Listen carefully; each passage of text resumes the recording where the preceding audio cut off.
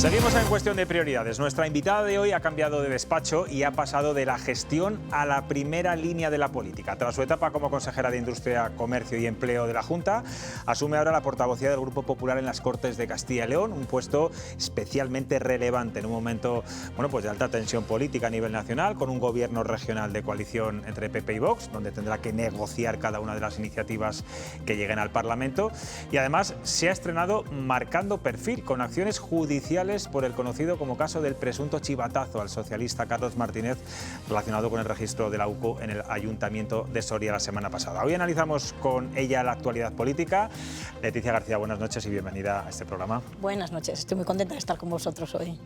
Vino como consejera, ahora sí, con nuevo cargo. Luego hablamos de esa diferencia, pero como decía, ha empezado usted muy fuerte con esa querella por un posible chivatazo al secretario autonómico del Partido Socialista por el registro de la Guardia Civil en el Ayuntamiento de Soria. Una vez escuchado las explicaciones de Carlos Martínez y también del Tribunal Superior de Justicia de Castilla y León, aclarando que el Ayuntamiento fue informado oficialmente ese lunes, el día anterior de ese registro que se iba a producir, ¿mantienen intactas las sospechas? ¿O estas explicaciones modifican de alguna forma la posición del Partido Popular? Pues no la modifican nuestra posición en absoluto, porque es que las explicaciones que ha dado, incoherentes, ha cambiado varias veces de versión, no ha aclarado nada, esa es la realidad. Todo lo contrario, yo creo que con la última rueda de prensa que hizo el jueves, que además la hizo fuera del canal oficial de las Cortes de Castilla y León, cuando tenemos junta de portavoces, comparecemos cada uno de los portavoces, él declinó hacer esa rueda de prensa ahí, se fue a su propio grupo parlamentario y hizo una rueda de prensa bastante extraña en la que para mí enfangó todavía un poco más, si cabía, los datos y las informaciones que hemos ido conociendo. Nosotros nos mantenemos en ¿Cuál es la nuestra principal posición? duda que tienen ustedes de lo que ocurrió o esa información que apareció en el país, que luego se desmintió? ¿Realmente dónde está el quid de la cuestión? Sí. Si el alcalde actual informó al exalcalde, algo que no debería hacerse, si tenía información privilegiada. Bueno, es que después de las explicaciones que ha dado quedan dudas desde incluso en qué momento ha podido tener esa información. Al no haber aclarado nada, partimos, es verdad, de un momento inicial en el que él dice que ya lo sabía desde el día anterior y que además le habían comunicado que era un delito de tráfico de influencias leve. No sabemos qué clase de tipificación penal es esta que hace el señor Martínez, pero lo cierto es que esa segunda parte de las declaraciones para nosotros es muy importante, porque no solamente dice que se lo habían advertido, sino que dice que le habían dicho que iba a ser un delito leve de tráfico de influencias. De hecho, en esa rueda de prensa que mantiene el jueves, empieza a lanzar datos sobre facturas, habla de facturaciones, que coloca todo de forma más borrosa, porque habla de si estas facturas son pequeñas, grandes, esto no puede ser de organización criminal. También en esa rueda de prensa parece que sabe más de lo que cuenta. Lo cierto es que cuando tenemos conocimiento del oficio del TSJ, pues sabemos que dentro de un procedimiento de estas características se comunica, pero también sabemos que no se dice ni fecha, ni día, ni contenido, ni personas responsables, ni absolutamente nada, con lo cual es muy sospechoso y todo apunta a ese cambio de versión en un periódico a que lo sabía, que alguien le advirtió de que esas declaraciones que estaba haciendo el señor Martínez se caracteriza por su imprudencia verbal y yo creo que ahí le traicionó el decir esa soberbia que ya lo conocía. Alguien le debió advertir que eso que estaba haciendo... Quizás la falta de experiencia política autonómica también puede ser. El salto a la política. El caso es que la querella ustedes la mantienen. Mantenemos además dos acciones judiciales diferentes. Nos queremos personar en los presuntos delitos, también queremos conocerlo y nos personamos en esa parte, y por otra parte la acción penal desde el punto de vista de ese posible chivatazo. Para nosotros no queda claro. Lo han hecho ustedes detrás de Vox, ellos le tomaron la delantera. Bueno, nosotros lo anunciamos el mismo día, lo que pasa es que nosotros decidimos estudiarlo con calma, ver qué acciones judiciales concretas. También dimos esa oportunidad a que pasara un día, 2 días y se pudieran dar las explicaciones oportunas. Siempre queremos ser respetuosos con las declaraciones que pueden hacer las presuntas personas implicadas. No llegaron, estuvimos 3 días esperando y ya habíamos iniciado ese estudio judicial. Lo vamos a hacer y lo vamos a mantener. Creo que el hacerlo más rápido o menos rápido no tiene ninguna importancia. Ya sabe que estas cosas, los partidos que son así un poco, en fin, que se la juegan juegan entre ellos, Bueno. a veces tiene su interés. Hoy se ha celebrado el debate, bueno, el primer debate, de hecho, de esta legislatura, por el informe del Procurador del Común. Y yo no sé si es la primera vez, creo que sí, que el portavoz del Partido Socialista no interviene. Yo no sé si, en este caso Carlos Martínez, nos ha extrañado incluso a los propios periodistas, porque entiendo que en estos momentos, además, Carlos Martínez tiene que foguearse, tiene que aprovechar la plataforma que le da las Cortes, pero ha estado callado y ha sido la viceportavoz. Sí. No sé si ha dado alguna explicación a la Junta de Portavoces de por qué no ha hablado. No, la verdad es que a nosotros también nos ha sorprendido, porque efectivamente es que existe una tradición de en este pleno del Procurador del Común intervenir los portavoces, también por una cuestión de respeto a la propia institución del Procurador del Común. Yo creo que estar pendiente de lo que son las dificultades o los problemas o la defensa de los derechos de los ciudadanos de Castilla y León, que es lo que se debate en este debate que hemos celebrado esta mañana, es lo suficientemente importante para que estuviéramos todos los portavoces. El resto de los grupos sí hemos estado los portavoces. Yo en la propia intervención que he mantenido se lo he afeado, porque realmente me parece una falta de respeto a los ciudadanos que plantean sus quejas ante el Procurador del Común y también ante esa valoración que tenemos que hacer de esa intervención. Y yo creo que esto puede obedecer a distintas razones. Puede obedecer, en primer lugar, que quizá su propio grupo parlamentario le haya querido poner coto a esa escalada de declaraciones que han sido bastante complicadas y complejas en los últimos tiempos y que le pueden meter en algún lío. Ha podido ser su propio grupo parlamentario el que le haya dicho esto. Silenciarle es un poco extraño, ¿no? Que tu grupo te silencie. Bueno, yo es una razón que contemplo como una posible. Otra que contemplo es el trabajo de preparar este pleno. No es fácil, es muchísimo trabajo, son 661 folios lo que contiene esta memoria y estos días de atrás ha estado muy ajetreado el señor Martínez, viniendo de Tánger, las fiestas de Soria, los San Juanes, detenciones, investigaciones, ruedas de prensa y quizá es una razón también por la que no ha cometido ese trabajo que requiere muchas horas o quizá simplemente una falta de valentía en ese momento. Son las tres razones que yo se las he achacado en el propio debate porque me parecía llamativo que no interviniese. La verdad es que lo es. Bueno, ya le preguntaremos los medios de comunicación. Bueno, esta legislatura, señora García, requiere de un diálogo constante con Vox para aprobar leyes, cualquier iniciativa parlamentaria. Quiero que me diga, ¿la relación de Vox con Vox es una relación de socios preferentes, de aliados circunstanciales o simplemente de negociación caso por caso? Bueno, en primer lugar sí que yo creo que es importante señalar que nosotros desde el Partido Popular dialogamos con Vox y con todas las fuerzas políticas. Esa es nuestra forma de trabajar y siempre lo hemos demostrado. Para nosotros el diálogo con todas las fuerzas políticas siempre es importante, es necesario. La negociación, la concertación, el acuerdo para nosotros es muy importante. Dicho esto, pues con Vox hemos firmado un acuerdo de gobierno y un acuerdo que no solo tiene líneas gubernamentales, sino que también tiene líneas legislativas y líneas de trabajo en las Cortes. Somos socios de gobierno, somos socios también en las propias Cortes. El propio acuerdo que hemos firmado marca en su inicio que somos dos partidos diferentes, pero también es cierto que tenemos los mismos objetivos, es dar estabilidad a esta comunidad autónoma.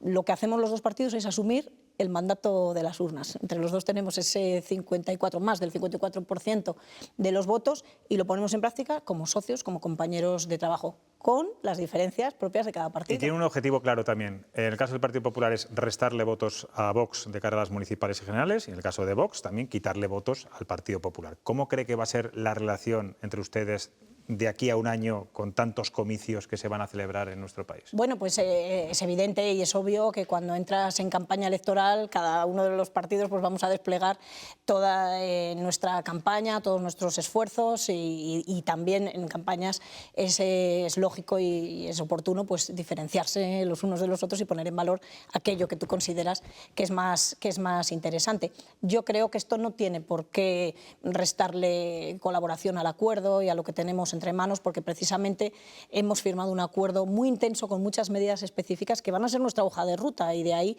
no tenemos por qué salirnos ninguno de los dos partidos. Precisamente para eso tenemos firmado un acuerdo que lo hemos trabajado mucho y que marca las líneas del futuro. En esa hoja de ruta, Vox insiste en que el acceso a las ayudas públicas debe basarse en esa prioridad nacional que ustedes han aceptado. ¿Hasta qué punto esa exigencia puede dificultar acuerdos en nuestra comunidad? ¿O cree que no va a haber ninguna mínima disputa por todo esto? Bueno, en un gobierno y entre grupos parlamentarios siempre puede haber disputas. Eso es sano, es natural, es el debate político, el debate parlamentario, incluso los debates dentro del seno de gobierno. Pero lo cierto es que el acuerdo que hemos firmado nos da comodidad a los dos partidos. Nosotros somos plenamente conscientes de lo que hemos firmado y estamos de acuerdo con lo firmado. Hablamos de la prioridad nacional. La prioridad nacional para nosotros es algo que en primer lugar vinculamos dos pilares fundamentales. En primer lugar al territorio, y esto es muy importante. Cuando hablamos de prioridad nacional, más que centrar en las personas, lo centramos en el territorio, en ese arraigo duradero y verificable con el territorio. Y también es algo importante que hay que recordar, y que esto no es algo nuevo, no es ningún invento, es que el arraigo al territorio, el empadronamiento, es algo que existe, que ha existido. ¿Seas nacido en España o no? Sí, es algo que existe en todas las administraciones públicas lo aplican. ¿Pero eso Vox lo comparte? Bueno, porque yo escucho a unos y a otros y a veces no dicen lo mismo. Bueno, aquí hay algo que es clarísimo y va a ser el desarrollo específico de las medidas. Y yo aquí quiero poner el foco en esto porque esto es algo importante y no es cuando tengamos que aplicar en la elaboración de normas, en la elaboración reglamentaria o en las propias convocatorias, es ahí donde se tiene que determinar expresamente. Y eso es lo que va a ir publicado a un boletín oficial. Eso es lo que va a pasar por unos servicios de normativa, por unos servicios de intervención, por unos servicios jurídicos. Por eso decimos siempre que todos estos principios van a estar sometidos al imperio de la ley. Es verdad que no puede ser de otra forma, es verdad que existen estos filtros y en cada caso concreto es donde se va a determinar. Por eso a mí me gusta llamar a la tranquilidad cuando decimos que vamos a aplicar estos criterios. Y también es cierto que en la calle tampoco estamos encontrando una contestación a este criterio. Lo importante es explicarlo bien y que la gente entienda que lo que hacemos es algo normal, habitual, que aplican los ayuntamientos, las comunidades autónomas, el propio Estado, la ley de dependencia o el ingreso mínimo vital en el Estado, el propio gobierno de Pedro Sánchez aplica criterios de arraigo. Por lo tanto, yo creo que es una cosa natural y que lo vamos a aplicar en el Hoy precisamente el debate político está en la regularización masiva de inmigrantes, en esos 1,3 millones de solicitudes que se han presentado. Veremos a ver si lo paraliza o no el Tribunal Supremo. Ustedes siempre han dicho que Castilla y León, la inmigración no es un problema, todo lo contrario, es una solución a muchos problemas, ¿no? Que es una oportunidad. ¿Cómo encaja esto con la ideología de Vox, vinculando muchas de las veces la inmigración con la delincuencia? Sí, bueno, en primer lugar, es cierto que nuestra comunidad autónoma pues, tiene su propia idiosincrasia. Tenemos una comunidad autónoma en la que está aumentando la población y también hay que tenerlo en cuenta. Gracias a la inmigración, claro. Buena parte se debe a la migración, pero lo cierto es que nosotros hemos dicho siempre que necesitamos gente en nuestra comunidad autónoma, gente que venga a trabajar, a contribuir con nuestra comunidad autónoma, y lo hemos dicho con toda naturalidad. Pero igual que decimos eso desde el Partido Popular, también estamos enfrente de la política migratoria del gobierno de Pedro Sánchez, porque está claro que está manteniendo unas políticas erráticas, unas políticas que no estamos de acuerdo en cómo está regulando el tema de la inmigración y que está trasladando siempre el problema a las comunidades autónomas. Bueno, esto es algo propio de Pedro Sánchez, estamos muy acostumbrados a esta forma de gestionar que cuando no gestiona algo bien lo genera el problema en las comunidades autónomas o le echa la pelota a otros tejados. Nosotros hemos dicho siempre desde el Partido Popular que el gobierno de Sánchez lo que tiene que preocuparse es de ejercer sus propias competencias, que es el control de fronteras, que es evitar esa entrada masiva, no trasladar el problema a las comunidades autónomas. Y yo creo que estos principios son principios que se entienden y que son perfectamente compatibles. Se habla mucho también hoy de la ley de nietos. Su partido sostiene que es pura ingeniería electoral para fabricar nuevos votantes. ¿Usted qué opina?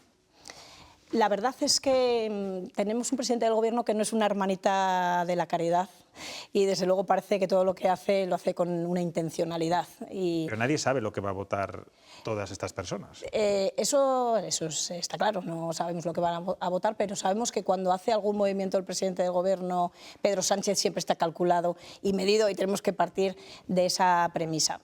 Hombre, es verdad que no sabemos qué incidencia tendrá directa o a qué corto o largo plazo, pero sí parece que definitivamente tendrá incidencia esa ley de nietos en movimientos demográficos y en el censo quizá a más largo plazo.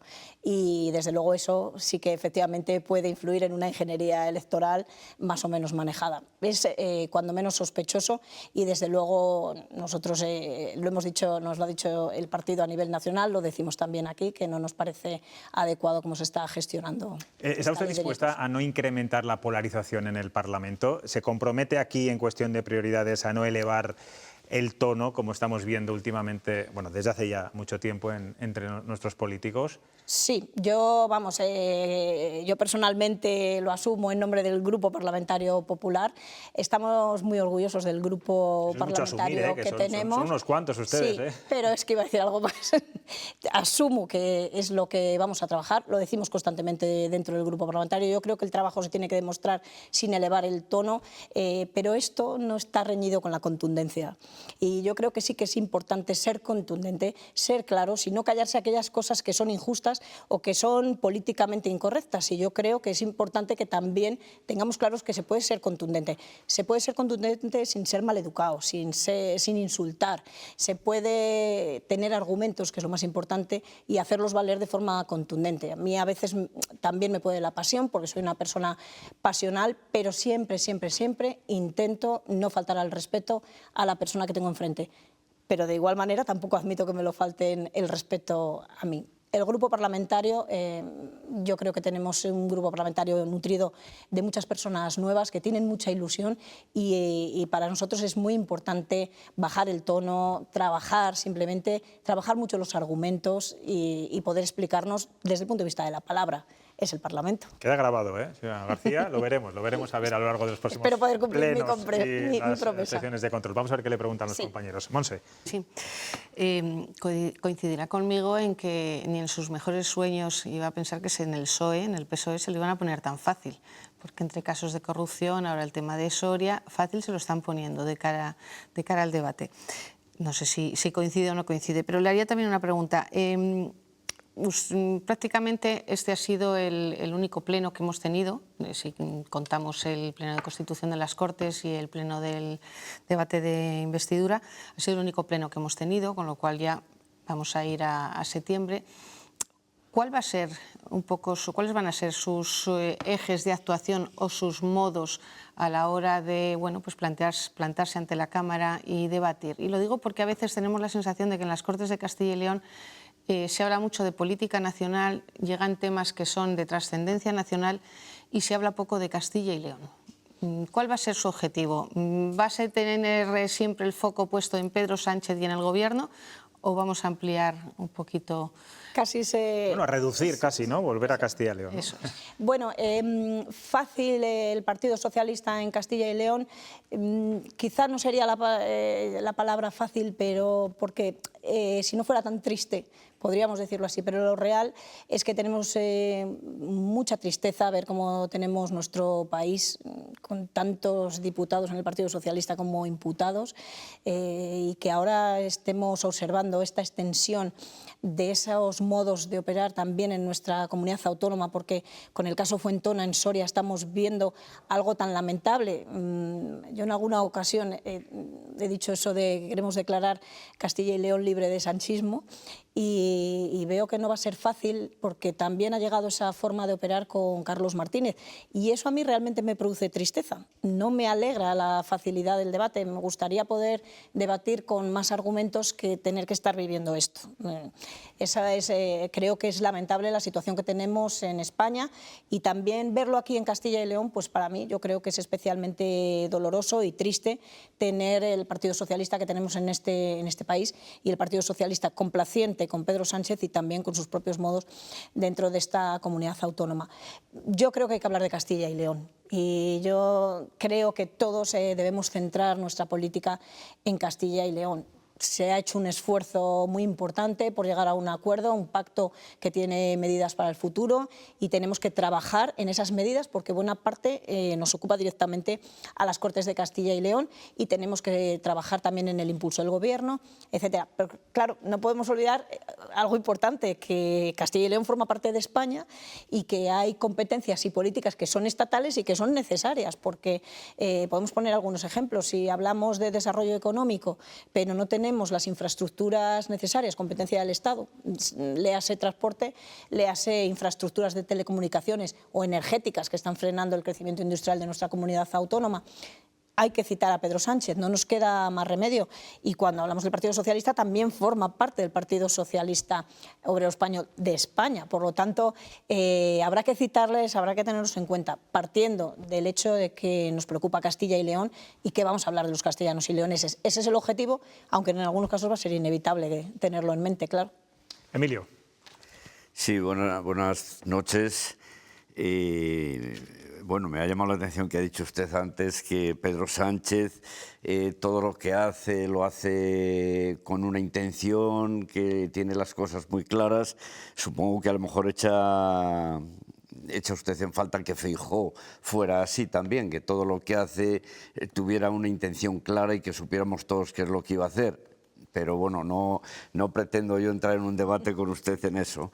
Lo que sí le quería preguntar es que en medios de comunicación he leído que lo que habían acordado entre el PP y Vox era que iba a haber una bajada de impuestos, que le iban a pedir más fondos al Estado porque en concreto en sanidad creían que no se les estaba dando lo que se les debía, pero que a la vez iban a hacer una reorganización como la vez anterior cuando pactaron con Vox del Ejecutivo, que podría suponer pues una cantidad sustancial. Creo que la vez anterior hablaban de 700.000 euros o más en la reorganización del Ejecutivo para destinarlo al año a altos cargos.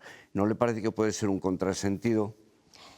Bueno, en primer lugar, que me decía que... Pero te refieres, Emilio, porque la gente se entiende, a que hay más estructura dentro de la Junta y eso supone un mayor gasto, ¿no? Efectivamente, Vale. sí. Vale, es que he tocado varios asuntos. En primer lugar, si me gustaría que Feijóo se pareciera a Pedro Sánchez, pues no, evidentemente no me gustaría absolutamente nada. Pedro Sánchez tiene muy claro lo que quiere y tiene siempre una intencionalidad, que es mantenerse a sí mismo en la Moncloa. Feijóo también tiene muy claro lo que quiere y son los españoles. Por eso yo creo que hay una diferencia abismal. Y es verdad que en el pacto contemplamos distintas medidas de bajada tributaria. En Castilla y León hemos podido demostrar que se puede gestionar y ser líder de prestación de servicios públicos con bajos impuestos, y el pacto, igual que nuestro programa electoral del Partido Popular, contemplaba esa bajada progresiva de impuestos. Algunos de ellos ya van a ir de forma inmediata. Se ha empezado ya el primer Consejo de Gobierno ese acuerdo de inicio de la preparación de los presupuestos generales de la comunidad autónoma, que conllevará, entre otras medidas, también la primera bajada en el IRPF, que será una bajada anual. Lo que también exigimos es fondos desde el punto de vista de la financiación autonómica, como bien decía. Vamos a exigir esa financiación justa que requiere nuestra comunidad autónoma. Respecto de la organización administrativa y de los altos cargos que tiene la Junta de Castilla y León, yo creo que en esta comunidad autónoma, por suerte, siempre hemos sido modélicos en el gasto público y en la gestión desde el punto de vista tanto de consejerías. Somos una de las comunidades autónomas que tenemos una limitación de consejerías, y eso precisamente del número total de consejerías. Eso indica siempre esa contención del gasto público, pero la reubicación, la reorganización, este diseño que se ha hecho de las distintas competencias de las distintas consejerías, pues requiere en algunos casos algún puesto nuevo. Creo, si no me equivoco, que son 9 puestos más de los que estamos hablando. Podríamos hablar de los 2.000 asesores de Pedro Sánchez. Creo que es bastante razonable la estructura que tenemos orgánica en la Junta de Castilla y León, y que en este momento se ajuste. Estamos hablando de esa pequeña diferencia que atiende al impulso económico, al impulso y al desarrollo administrativo de la Junta de Castilla y León. Creo que el diseño final que ha quedado del Gobierno de la Junta de Castilla y León va a suponer una mayor eficacia y eficiencia en muchos asuntos, y creo que de todo lo que me ha dicho yo creo que le he contestado a todo. Creo que no es significativo, desde luego. Luis. Leticia, buenas noches. Buenas noches. Me quedo con esa idea de bajar la polarización, porque me parece realmente importante. Lo que pasa es que si miro el calendario me da verdadero terror. Nos metemos en el verano, se reanuda la actividad en el mes de septiembre, me parece que queda solamente en el Parlamento la comparecencia de los consejeros. Nos metemos en el mes de septiembre y ya estamos en un periodo claramente electoral. En mayo habrá elecciones municipales en toda Castilla y León, no habrá autonómicas, sí las habrá en muchas comunidades autónomas, y antes parece que vamos a pasar por unas elecciones generales. Estos son periodos, los periodos electorales son periodos que hacen que los partidos políticos tiendan a marcar un perfil propio, muy diferenciado. Y ustedes tienen un acuerdo con Vox para la comunidad autónoma de Castilla y León. Mi pregunta es si no va a hacer mucho más, o mi duda es si no va a hacer mucho más difícil el engranaje entre ustedes para el funcionamiento con todo este calendario electoral de por medio. Bueno, pues para eso estamos los partidos y para eso estamos las personas dentro de ellos, para trabajar para que no afecte al funcionamiento normal. En concreto, desde el punto de vista del Partido Popular, es que somos un partido que lo hemos demostrado en esta última campaña electoral, y yo creo que ha quedado bien claro que somos un partido que defiende la gestión, que tenemos tranquilidad desde los argumentos, desde la razón que nos asiste, desde lo que ofrecemos a los ciudadanos. Nuestra campaña fue siempre proponiendo, tuvimos un gran programa electoral, el presidente Mañueco fue desgranando distintas proposiciones, es lo que hacía el presidente cada día, explicar propuestas para los ciudadanos de Castilla y León. Yo creo que habrá escenarios electorales, puede haber momentos complicados desde el punto de vista de lo que es una campaña, y los partidos políticos sabemos lo que tenemos por delante, pero yo creo que lo importante es el compromiso y el esfuerzo que hagamos cada uno de nosotros para que eso no afecte en el día a día. Para nosotros, y desde el punto de vista del Partido Popular, siempre nos ha interesado, nuestro principal objetivo es que las personas se levanten tranquilas y se acuesten tranquilas, y es lo mejor que le podemos ofrecer a nuestra gente. Y con esa premisa y con ese objetivo, pues trataremos de trabajar para que en ningún momento que exista un clima electoral pueda afectar al día a día de las personas, que los servicios públicos se presten con la máxima normalidad. Yo creo que es lo más importante, y con humildad es lo mejor que podemos ofrecer. ¿Y Leticia García es más gestora que política o política que gestora? ¿Dónde se desenvuelve mejor? Pues, lleva poco tiempo como portavoz del grupo parlamentario. Pues hombre, eso es algo que tendrán que decir las personas que hayan recibido parte de mi gestión o que reciban mis mensajes políticos. A mí creo que son dos facetas diferentes y me gustan las dos, eso es lo cierto. Yo soy una persona ilusionada con los proyectos y creo que son tan necesarios unos como otros. La gestión es interesantísima y muy gratificante cuando ves algo que has puesto en marcha, que ha funcionado y que hay alguien al que has ayudado. Eso es muy gratificante, pero también desde el proyecto político se pueden hacer muchas cosas, se puede impulsar esa otra gestión. Es la trastienda de la gestión, es la iniciativa, es el impulso, es la crítica también y la negociación. Y creo que eso también es apasionante. Yo no sabría cuál elegir, si me permites, como acabo de empezar esta andadura, más adelante, cuando ya haya avanzado unos meses en este puesto, te vuelvo a contar. Bueno, pues en cualquier caso, un periodo de aprendizaje, ¿no? Sí, este que empieza ahora en esta legislatura. Leticia García, mucha suerte y muchas gracias por estar aquí. Muchísimas gracias a vosotros, un placer.